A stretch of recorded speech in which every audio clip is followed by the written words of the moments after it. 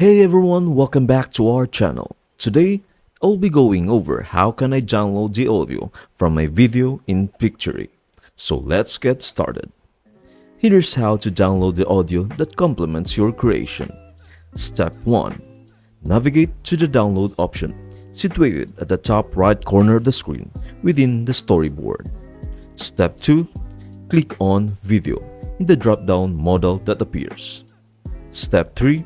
A video generation modal will pop up, displaying the progress of your video creation. Once your video is ready, a new modal will appear, revealing an exciting opportunity. Step 4. To download the audio, simply click on Export Audio. This action grants you access to the MP3 audio file derived from your video. In a matter of moments, you will have the audio in your hands, ready to enhance your multimedia experience. That's it. I hope this video helps you out and see you in the next video.